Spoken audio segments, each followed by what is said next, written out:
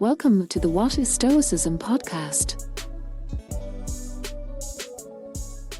One of the appealing things about Stoicism is how often its lessons run refreshingly against modern mass messaging. It almost cleanses the mind to consider the contrast between an ancient Stoics' ideas about happiness and the ideas we're encouraged to accept today. One such idea is the Stoic assertion that wealth, possessions, and luxury utterly fail to satisfy us and actually serve to make us unhappy if our attitude toward them isn't one of detachment. This, of course, contradicts the implicit modern mantra of more things, more happiness that seems to pervade society.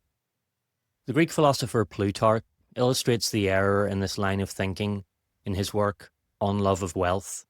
Quote, "When some persons praised a tall fellow with a long reach as having the makings of a fine boxer, the trainer Hippomachus remarked, 'Yes, if the crown were hung up and to be got by reaching, so too can we say to those who are dazzled by fine estates, great houses, and large sums of money and regard them as the greatest of blessings, yes, if happiness were for sale and to be got by purchase.'"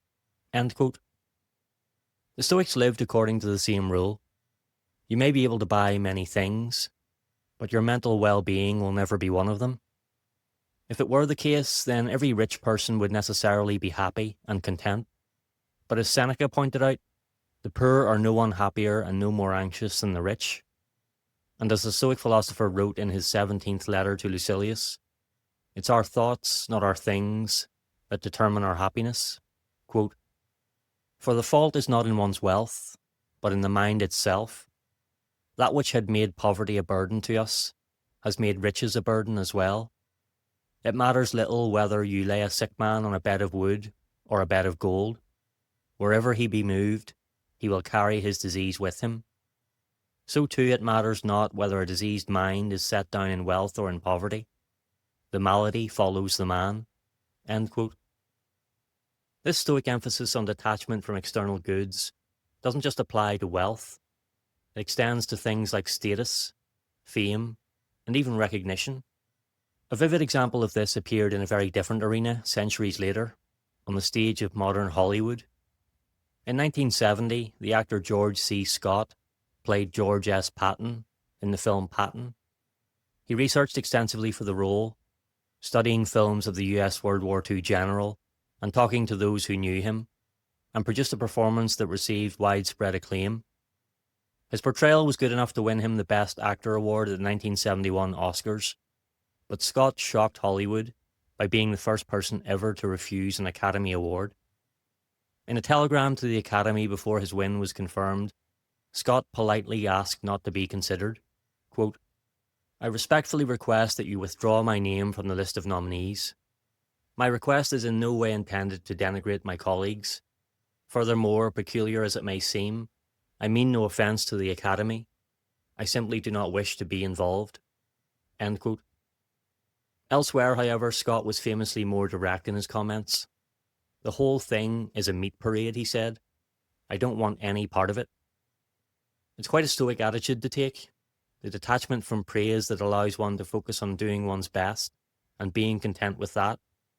Because to place a high value on external awards is to set oneself up for disappointments that could be avoided. In fact, it's the same lesson Plutarch and Seneca were trying to teach in their own times, but applied to a modern pursuit. Not money this time, but admiration. It prompts one to ask intriguing questions too, like, who decides the Oscars are important? Does the winner of an Oscar deserve their award any more than the other nominees, or even people who weren't nominated? And if George C. Scott doesn't need an Oscar, does anyone? In his book The Practicing Stoic, Ward Farnsworth talks about a Stoic's contempt for conformity, for the opinion of the majority, for the habit of looking to others when thinking about what to prefer and how to act. He offers a good summary of what a Stoic's attitude might be in relation to awards.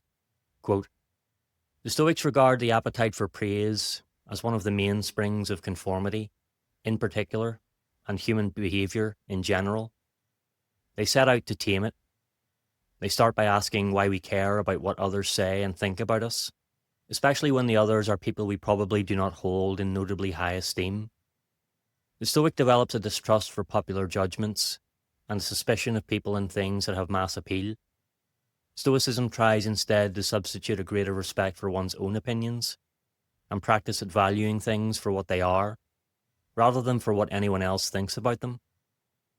George C. Scott certainly had a distrust for popular judgments and a suspicion of people and things that have mass appeal. Perhaps we can follow his example today and work on building greater respect for our own opinions.